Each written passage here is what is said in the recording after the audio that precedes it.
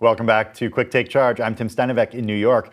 Netflix says The Queen's Gambit is the most watched limited series in its history, but it'll likely be replaced by another major hit on Netflix by the end of the year. So the big question is, what does that say about Netflix?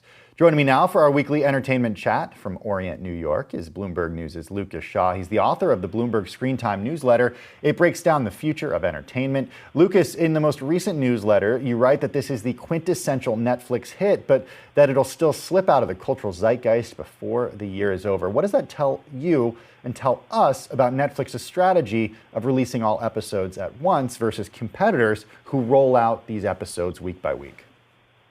That Netflix has a very different strategy, really, from its biggest competitor in streaming right now, which is Disney, as well as HBO, which was, in many ways, kind of Netflix's initial model. These are companies that create kind of big moments that they want to last throughout culture for a very long time. You think about Disney Plus with The Mandalorian. That's a show that has remained in some way in the cultural zeitgeist really ever since it debuted.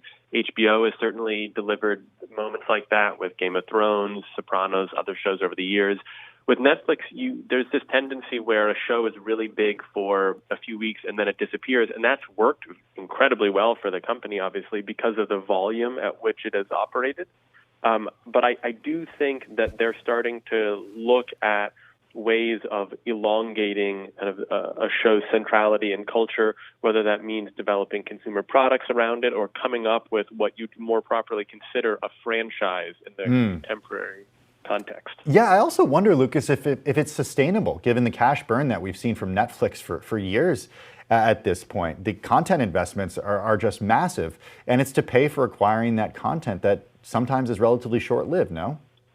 Yeah, I mean, that's obviously a criticism or a kind of a question that comes up with Netflix a lot. Their profitability and their cash burn seems to be moving in the right direction. I do have to think that there's been a more efficient way for them to spend because there's so much new product on the surface at any time.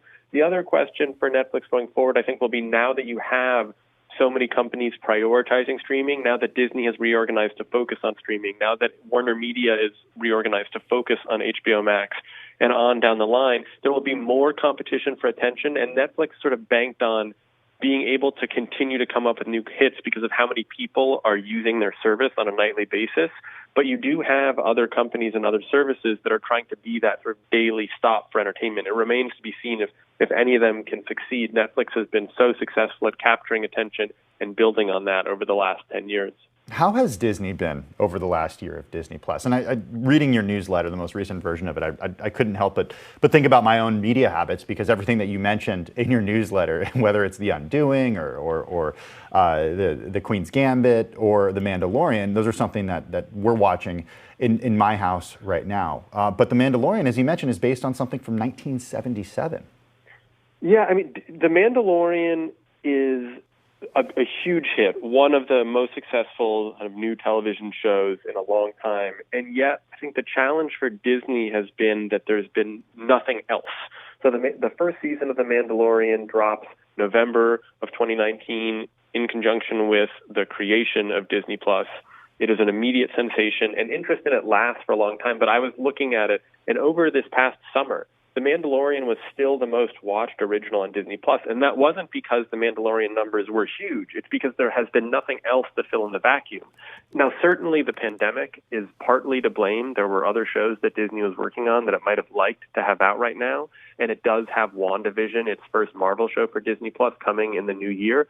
But kind of the initial pace for Disney was really sporadic shows, and everything but Mandalorian was pretty small. And that's something that they are trying to fix. I don't know that they're ever going to get to the pace that Netflix is at, where there's 3, 5, 7 new shows every week. But I think they would like to at least be at the cadence, say, where HBO is at, where there seems to be a big drop every month or two. Can Netflix keep up what it's been doing over the past few years when it comes to dropping so much content in such a short time, given what we've seen and the way that the pandemic has affected production in LA and around the world?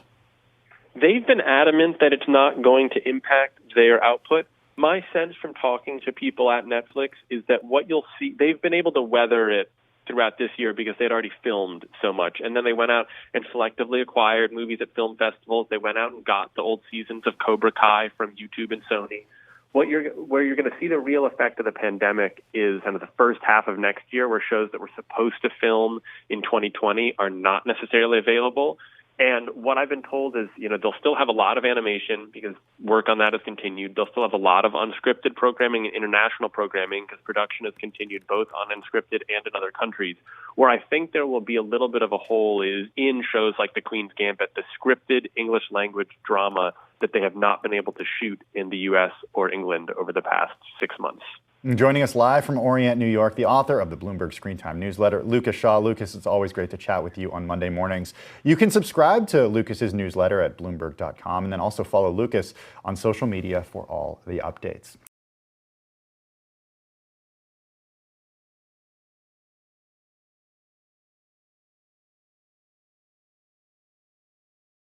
The biggest stories the moment they happen from around the globe. Subscribe to Bloomberg Quick Take now for insight in an instant.